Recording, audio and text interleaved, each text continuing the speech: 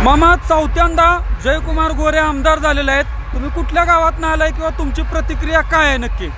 माझं गाव किरकसाल। पहिल्यांदा या आमच्या गावामध्ये भुरमुळचं पाणी धावणे आणलेलं आहे आणि त्यांनी अतिशय मोठा विकास केला आहे पाण्याचा। मान तालुक्यात पाणी पहिल्यांदा भुरमुळच्या गावामध्ये आणलेलं आहे, त्याचा आम्हाला सार्थ अभिमान आहे। त्यांच्या आज विजय जे चालू आहे त्यांच्या कामाची पोच पावते। असा तालुक्यात असा नेता पुन्हा भेटणार नाही कुठं, त्यांचा नाद नाही कसं कामाविषयी। आता साहेब मागच्या वेळेस फक्त 4000चं लीड भेटलं होतं, 4000च्या आसपास, परंतु आता जयकुमार गोरे आणि शेखरभाऊ गोरे दोन्ही भाऊ एकत्र आल्यामुळं आकडा 50च्या पार, म्हणजे कितीपर्यंत गेलाय आता? 52,000च्या विक्रमी, म्हणजे महाराष्ट्रात सुद्धा 52,000 मतं कुणाला जास्त पडली नाहीत। पण आता मध्यंतरी फलटणचे निंबाळकर होते, त्यांनी सांगितलं होतं कुळक जायला की शेखरभाऊ तुम्ही कमळाला साथ द्या, जयाभाऊंना चांगल्या मताने निवडून आणा, आम्ही तुम्हाला आमदार करू। तर आता तुम्हाला काय काय सांगायचं? म्हणजे मोठा शहाचा वाटा शेखरभाऊंचा आहे आणि या गोरे कुटुंबियाचा कुणी पुन्हा तालुक्यात नाद नाही करायचा। ओके, शेखरभाऊंना सुद्धा परत ही सरकार आमदार करेल का, काय वाटतं तुम्हाला? 100% होणार का केलंच पाहिजे? केलंच पाहिजे। ओके, धन्यवाद। तरुण युवा पिढी आहे ना, शेखरभाऊच्या मागे भरपूर आहे, फॅन आहेत त्यांचे, ते शेखरभाऊ त्यांचे फॅन आहेत। ओके, धन्यवाद। मामा अजून काय सांगायचं का? हे आता आलेलं तालुक्यामध्ये टेम्पोचं पाणी योजना आणि हे भरपूर काम आहेत, विकास कामं भाऊंची भरपूर आहेत। जे ते बोलतात ते शब्द ते खरं करून दाखवतात, शब्दाचे ते पक्के आहेत, कामाचे ते पक्के आहेत। आणि माझ्या गावामध्ये त्याने मला 4था भाव मांडलेला आहे। माझं गाव जरी चंद्र असलं तरी सामान्य कुटुंबातील गोरगरीब जनतेला ते हात देतात आणि ती त्यांच्या पाठीशी सदैव उभे राहतात। धन्यवाद। नक्कीच मित्रांनो, या ठिकाणी काय तरुण आहेत, त्यांच्या भूमिका जाणून घ्या। दादा नमस्ते, कुठून आलाय तुम्ही? नमस्ते, माझं गाव खटाव तालुक्यातल्या कलोळा गावाचा मी माजी सरपंच आहे आणि भाऊचा एकदम जवळचा कार्यकर्ता आहे। भाऊसाठी भाऊ काय विरोधकांनी असा प्रचार केला होता की खटावची अस्मिता, पण असं काही नसून भाऊंना खटाव तालुक्यामधून चांगल्या पद्धतीनं लीड दिलंय भाऊंना।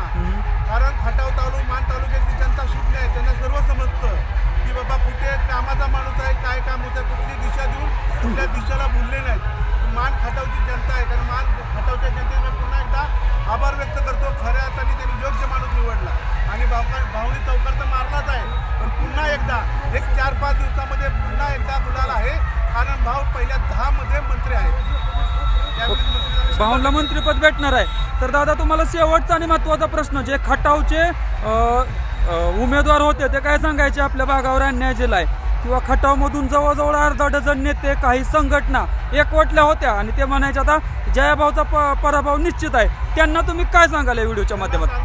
खटावची मानची जनता सुटली आहे, नेत्याच्या पाठीमागे मतदार नाही, कारण मतदार आज सुटले आहे। कोणता माणूस निवडायचा, काय करायचा, डझनभर नुसते नेते घ्यायचे, त्याचा काय उपयोग नाही। मान खटावची जनता खरंच हुशार आहे आणि येणाऱ्या पुढच्या 5 वर्षामध्ये अजून या मान खटावमध्ये एक दुष्काळ म्हणून एक कलंक लागला होता, तो पूर्णपणे मिटणार आहे आणि पुसळं उगत नव्हती आता ऊस उगवणार आहे। त्यामुळे पुन्हा एकदा भाव पुढच्या 5 वर्षात सुद्धा भावच असणार आहे। साहेब आता तुम्हाला शेवटचा प्रश्न म्हणलेलो, परंतु आता केंद्रात भाजपचं सरकार आहे, राज्यात देवाभाऊ आहेत, मान तालुक्यात जयाभाऊ आहेत, त्यांचे भाऊ शेखरभाऊ गोरे सुद्धा आहेत मदत करायला। तर आता तुम्हाला आशावाद पहिल्यापेक्षा जास्त वाटतोय का, किंवा महाराष्ट्रामध्ये सगळ्यात जास्त मतदान जयकुमार गोरे म्हणजे जास्त मताने जास्त लीडने निवडून आलेत, तर ह्याच्यामुळे आपल्या भागाचा कसा काय विकास होईल असं? ज्या भागामध्ये मंत्रीपद भेटतं त्या भागामध्ये 100% विकास झाल्याशिवाय राहत नाही, हा इतिहास आहे। आणि 100% मंत्रीपद नसताना सुद्धा भाऊनी भरपूर कामं केले, भरपूर पाण्याचा प्रश्न मिटवलेला आहे, सर्व रस्त्याचं जाळं केलेलं आहे, वैयक्तिक कामं सुद्धा भावने केलेले आहेत, बंधारे वगैरे भरपूर काम करायचं। मुख्यमंत्री सहाय्यक निधीमधून आमच्या गावाला भरपूर असा आरोग्यामधून निधी दिलेला आहे भाऊनी। ओके, गोरगरीब लोकांना दवाखान्याचे प्रश्न सुद्धा त्यांनी मुक्त केलं आहे, म्हणजे भरपूर वैयक्तिक शासनाच्या वैयक्तिक स्वखर्चाने सुद्धा भाऊनी कामं केलेली आहेत। ओके, म्हणजे सर्वसामान्याला अडचण आली तर शासनाच्या निधीची वाट न बघता स्वतःच्या खिशाला झळ लावून त्यांनी टाकलेले आहे। ओके, धन्यवाद दादा. आणि पुन्हा एकदा शेखर भाऊ सुद्धा आमदार झालेले दिसतील तुम्हाला या 2-3 महिन्यामध्ये. म्हणजे आता त्या दिवशी फलटणचे रणजितसिंह नाईक निंबाळकर जे आपले माजी खासदार आहेत ते काय म्हणले होते की शेखर भाऊ एवढ्या वेळ कमळाला मदत करा, आम्ही तुम्हाला नक्कीच आमदार करू. त्या ठिकाणी त्यांनी व्हिडिओ क्लिप सुद्धा ऐकवली होती, कॉल लावून दिला होता. देवेंद्र फडणवीस महाराष्ट्राचे लाडके मुख्यमंत्री, माजी मुख्यमंत्री आणि महाराष्ट्राचे उपमुख्यमंत्री देवेंद्र फडणवीस यांनी सुद्धा व्हिडिओ कॉलवर शब्द दिलाय शेखर भाऊंना की येणाऱ्या काळामध्ये शेखर भाऊ आमदार असतील म्हणून, आणि ते 100% खरं होतील. साहेब, शेवटचा म्हणता तुम्हाला अजून एकदा विचारतो. आपल्या आता तातवड्याच्या तिथं तातमगिरी म्हणून एक किल्ला आहे, ज्या ठिकाणी राम लक्ष्मण किंवा लव अंकुशांची जोडी त्या ठिकाणी आली होती. तर फिरून एकदा ह्या इलेक्शनच्या निमित्तानं शेखर भाऊ जयाभाऊ सारखी लव अंकुशाची जोडी एक झाली, तुम्हाला काय वाटतंय? 100% तिघं भाऊ एक झाले, राम लक्ष्मण अंकुश यांचं खरोखरच मला सांगा की भावाने एक नाही येतो तर कुणी एक येतं.